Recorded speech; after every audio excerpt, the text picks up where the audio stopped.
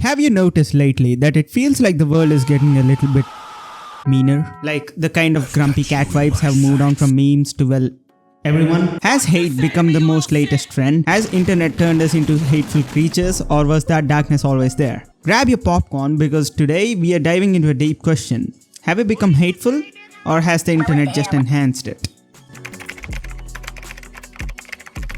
First, let's get one thing straight. Hate isn't new. Humanity's been throwing shade since we figured out how to grunt at each other.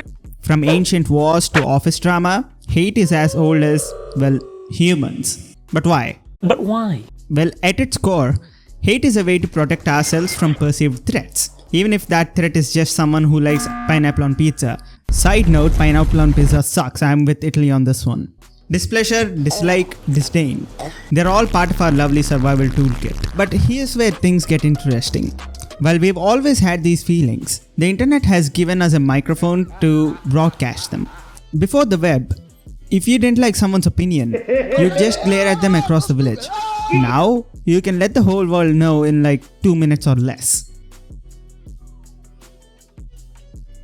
Now, let's talk about our favorite villains, social media algorithms.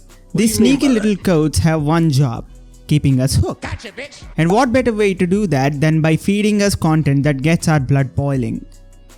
The truth is, anger and hate are more engaging than happiness. Studies show that negative emotions drive more interaction. So platforms like X and Facebook are basically curating our outrage buffet. It's not just a theory, it's just how they keep us scrolling. So every time you see that post that makes you want to scream into the void, remember, the algorithm has picked that for you, and there is a word for that: rage bait, specifically meant for you to be angry at that specific post. Not because it loves you, but because it knows you'll spend just a little more time hating on it.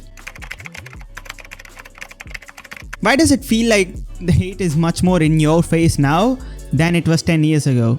Well, for one, we are all online more, specifically post 2020. You know, that year where we all just sat at home, just watching YouTube, doom scrolling all day and gaining weight. Well, lockdown had us glued to our screens. And as the world went a little crazy, we did too. But it wasn't just the extra screen time. Social media has evolved, and it's become a breeding ground for extreme opinions. It's like the Wild West out there, but instead of tumbleweeds, we got angry tweets. And let's not forget society's sensitivity dial has cranked up. What used to be shrugged off now sparks a full-blown digital war. The internet is the world's largest echo chamber, amplifying the loudest, angriest voices, and muting the ones that might actually bring us together. So more hate? Yes, but also more ears listening to it. So what's the verdict? Are we more hateful? Or has the internet just given our inner grump a platform? The answer is a bit of both. Hate has always been there, lurking in the shadows. But now, it's front and center, thanks to the algorithms that know how to push our buttons. The internet didn't make us hateful, it just handed us a mic and a stage. But here's a twist. Knowing this, we have the power to change it. The next time you feel like the hate is rising, remember, it's just the algorithm trying to get the best out of you. Let's be smarter than that.